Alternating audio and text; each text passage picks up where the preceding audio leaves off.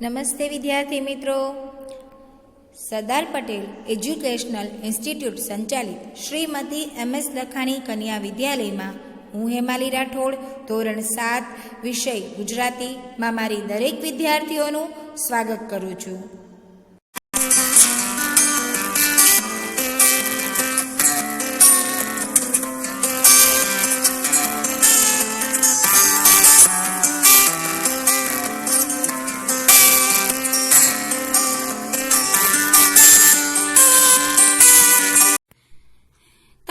કહેવત તો સાંભળી હશે, માતે માં બીજા બધા વગડાના વા.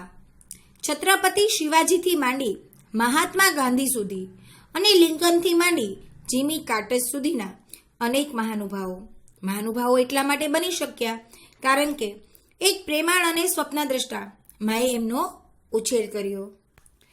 કહેવત સાચી છે, માતે માં એટલે કે માની સરખામણી આપણે બીજા કોઈની સાથે કરી શકીએ નહીં. માની તો સરખામણી માત્ર માં સાથે જ થાય કારણ કે આ દુનિયામાં માં જેવું બીજું કોઈ છે નહીં. આજે આપણે એવું જ એક કાવ્ય 11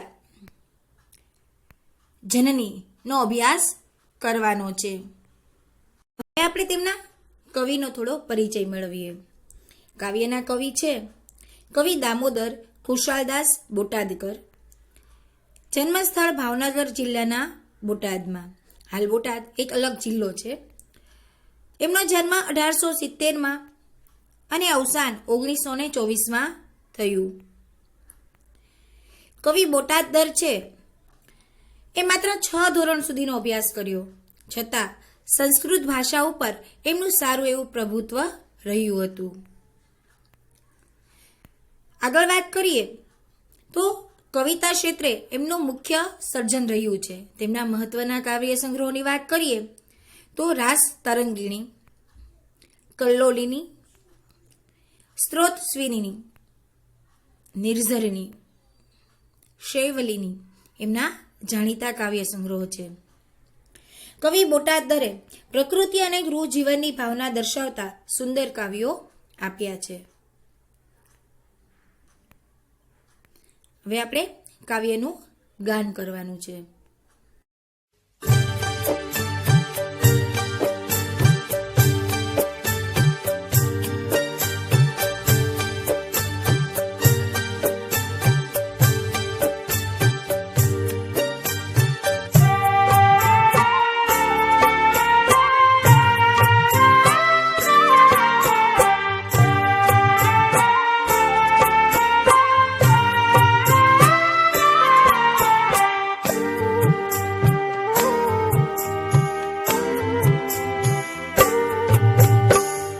मीठा मधुने मीठा में होला रे लोल, मीठा मधुने मीठा में होला रे लोल. एथी मीठी ते मोरी मात रे जननी ની જોડ સખી નહીં જડે રે લોલ.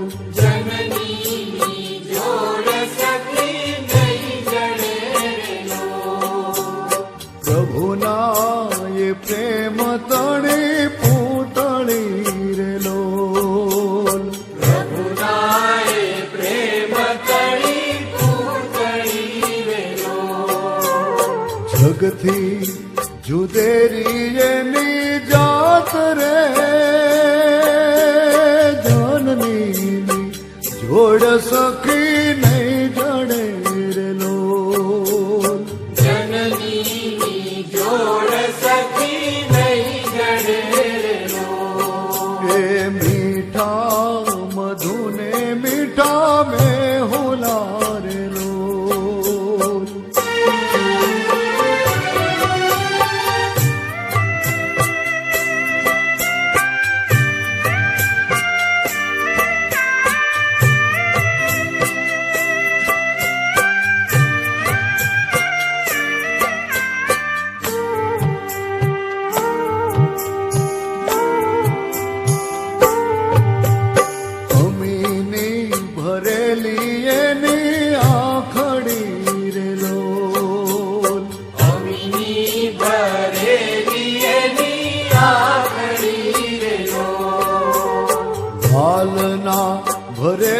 થાય ના વેણ રે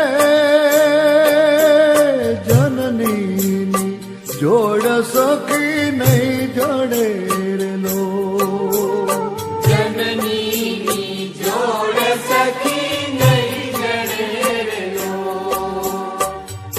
હાથ ગૂથેલ એના હીરના રે લો હાથ ગૂંથેલ એના હીરના રે લો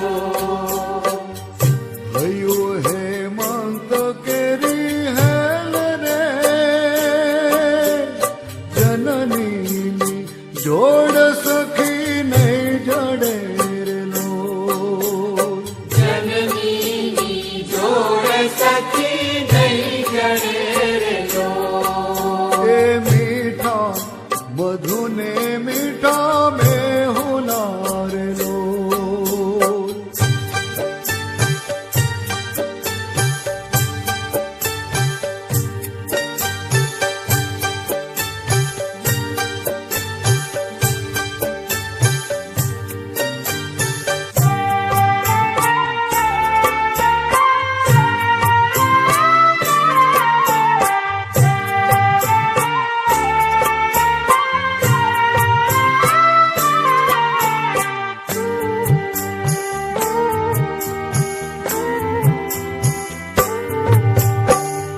દેવોને દૂધ એના દોયલા રે લો દેવોને દૂધ એના દોયલા રે લો શશીએ સિંચેલ એની સોડ રે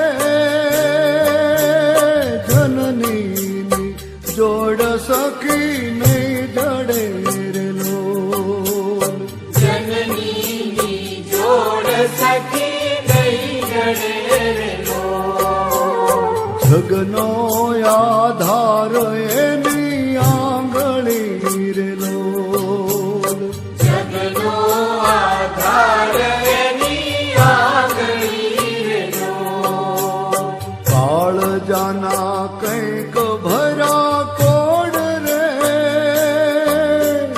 જનનીની જોડ સખી નહીં જડે રે લો જનનીની જોડ સખી નહીં જડે લો એ મીઠા મધુને મીઠા મેં હોલા રે લો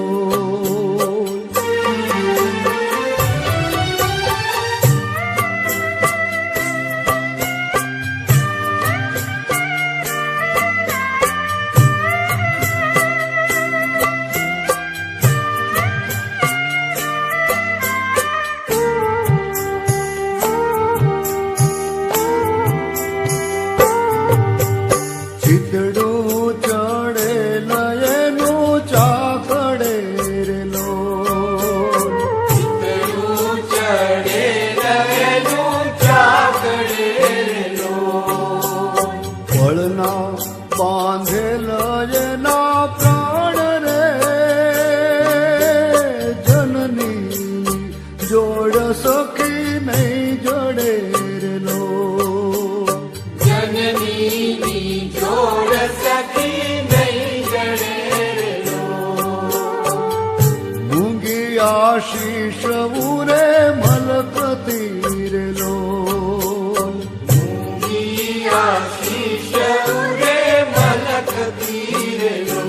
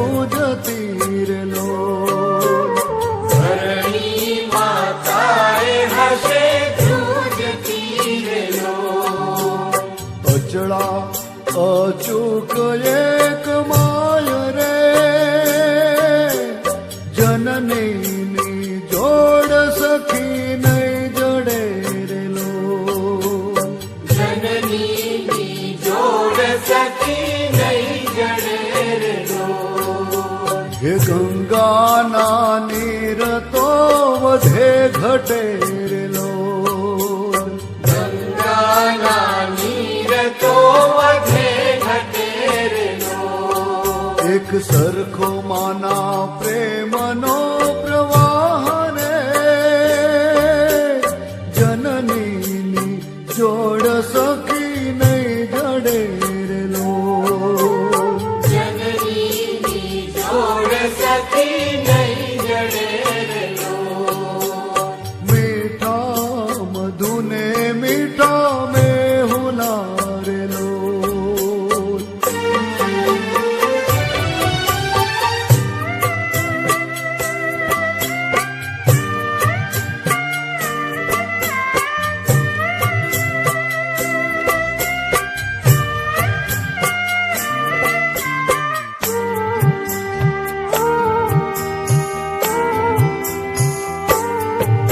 એ વર્ષે ઘડીક વ્યોમ વાદળી રે લોલ. વરસે ઘડી કવ્યોમ વાદળી રે લોલ. પણ માડીનો મેઘ બારે માસ રે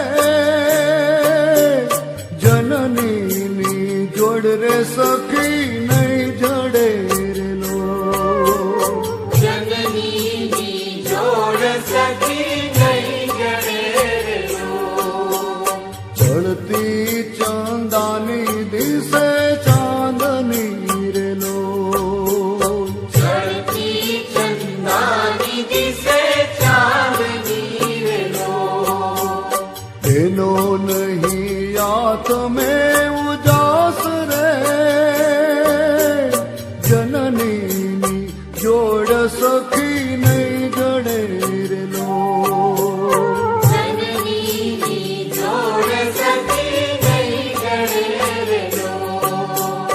મીઠા મધુને મીઠા મેહુલા રે લોલ. મીઠા મધુને મીઠા મેહુલા રે લોલ. એથી મીઠી તે મોરી માત રે જનનીની જોડ સખી નહીં જડે રે લોલ. જનનીની જોડ સખી નહીં જડે રે લોલ. હે એવી જનનીની જોડ જગે નહીં જડે રે લોલ.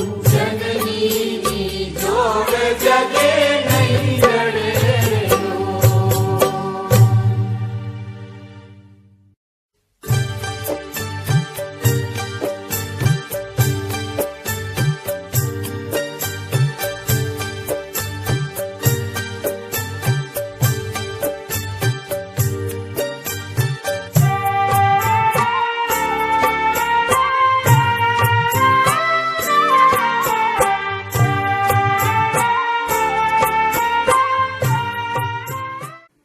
કેટલું સુંદર કાવ્ય છે.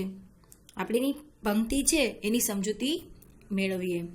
પેલી પંક્તિ છે, મીઠા મધુને મીઠા મેહુલા રે લોલ. એથી મીઠી તે મોરી માત રે જનનીની જોડ સખી નહીં જડે રે લોલ. અર્થાત મધ ખૂબ જ મીઠું હોય એ જ રીતે વરસાદનું પાણી પણ મીઠું લાગે, પરંતુ આ બંનેની મીઠાશ કરતાં પણ મારી માતાનો પ્રેમ વધુ મીઠો છે. માટે હે સખી, આ જગતમાં માતાના પ્રેમની જોડ કોઈ જગ્યાએ મળશે નહીં. તેના જેવી કોઈ બીજી હોય જ ન શકે. અહીં આ પંક્તિમાં આપણે અમુક શબ્દો છે એનો અર્થ આપણે જાણીએ.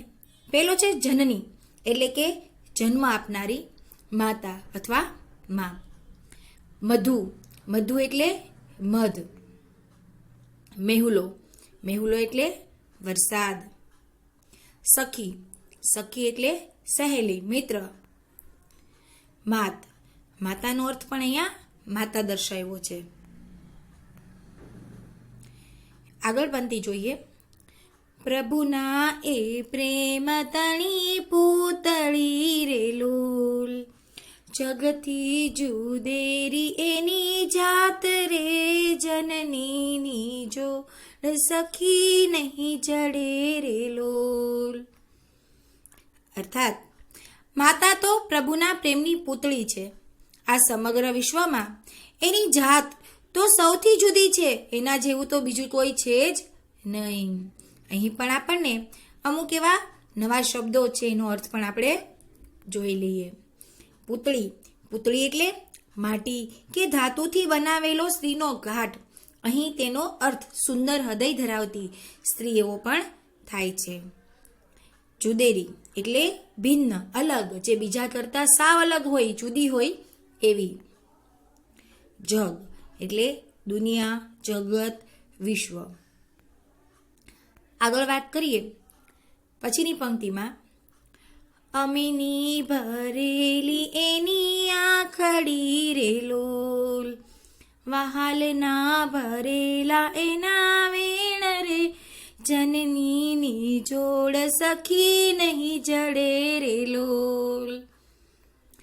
અર્થાત એની આંખો અમૃતથી ભરેલી છે અને એના વહેણ એટલે કે વેણ વહાલથી ભરેલા છે. એની બોલી જે વેણ છે એ વહાલથી ભરેલા છે, મીઠા છે. આમ માતાની આંખ અને વાણીમાં હંમેશા અમૃત જેવી મીઠાશ નીતરતી રહે છે. અહીં પણ આપણને અમુક એવા અપરિચિત શબ્દો છે, એનું આપણે થોડોક સમજૂતી મેળવીએ. પેલો છે અમી.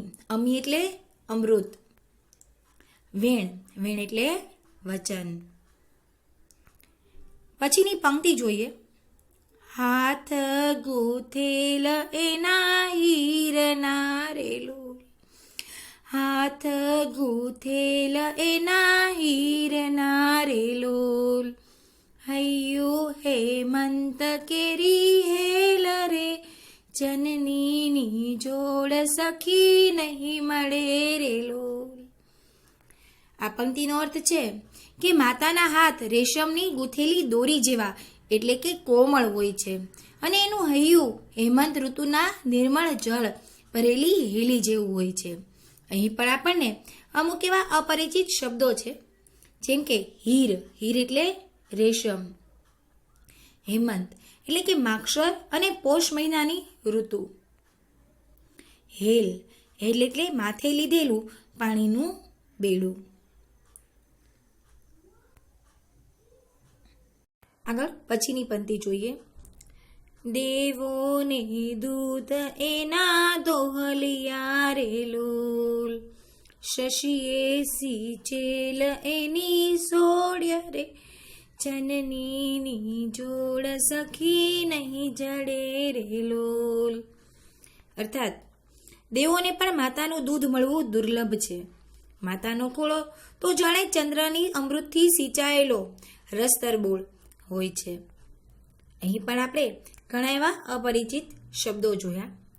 પેલો શબ્દ છે દોહલિયું એટલે કે સરળતાથી ન મળે એવું, દુર્લભ. શશી, શશી શબ્દ જાણીતો છે, એનો અર્થ છે ચંદ્ર. સોડ્ય, સોડ્ય એટલે પડખું. આગળ જોઈએ. જગનો આધાર એની આંગળી રે લોલ, કાળજામાં કઈક ભર્યા કોડ રે, જનનીની જોડ સખી નહીં જડે રે લોલ. કી સરસ સુંદર પંક્તિ છે. આ પંક્તિનો અર્થ છે કે આ દુનિયામાં સૌનો આધાર માતાની આંગળી છે. બાળક નાનું હોય ને ત્યારે માતાની આંગળી પકડીને ચાલતા શીખ્યું હોય.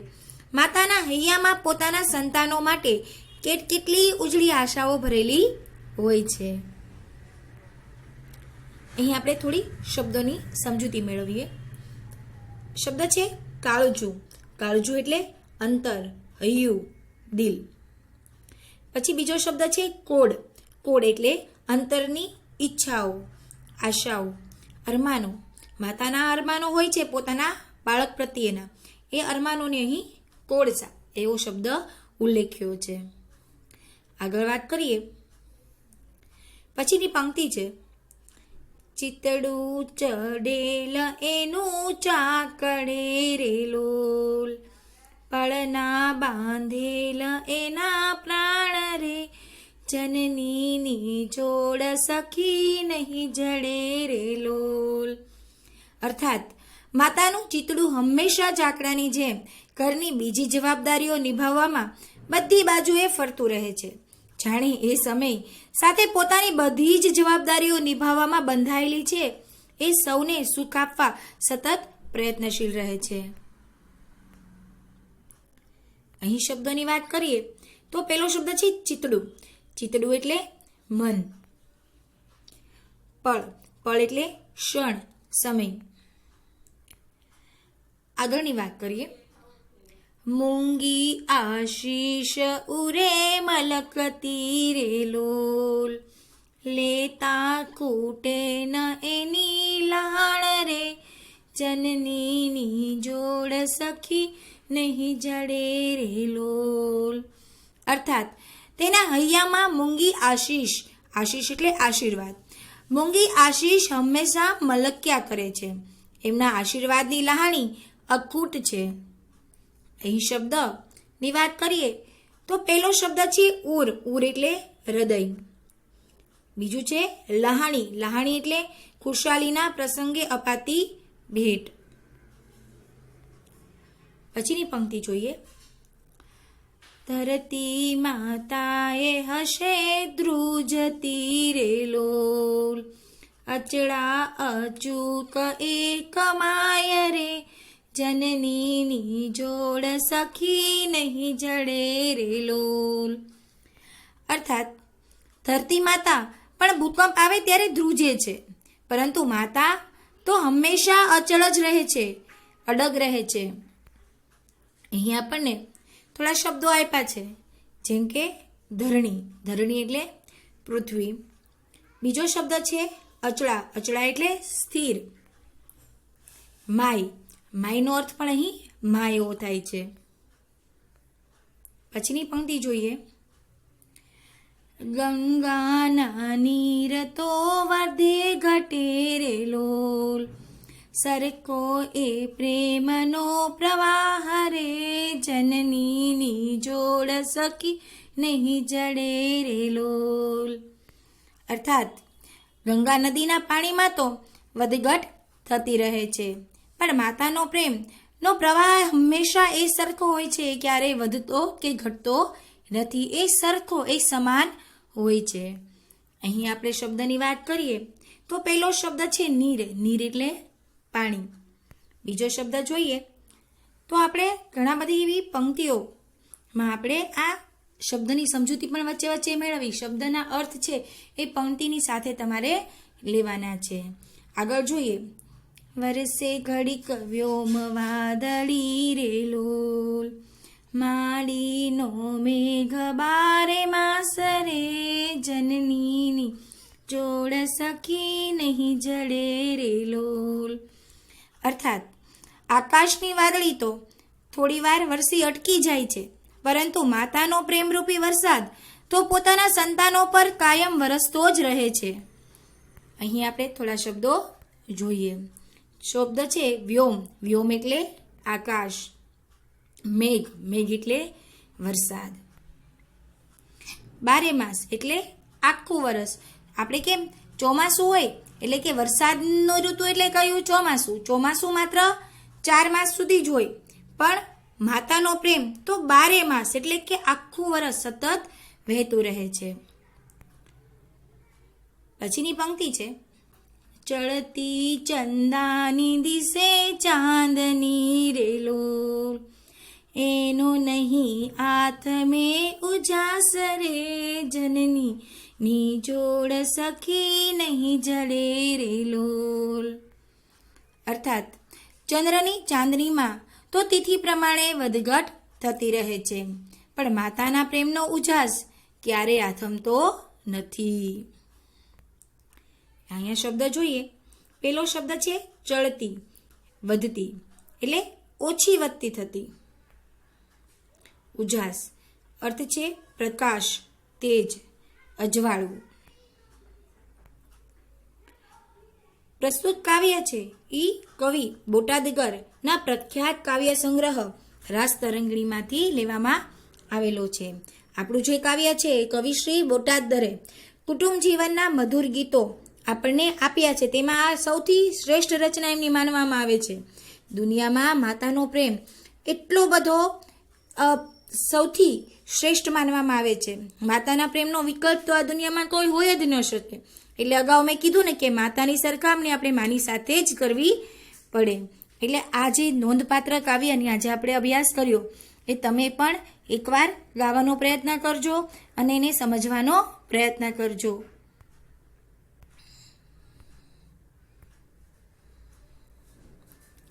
હવે આપણે એમાં ભાષા સજ્જતા જોવાની છે.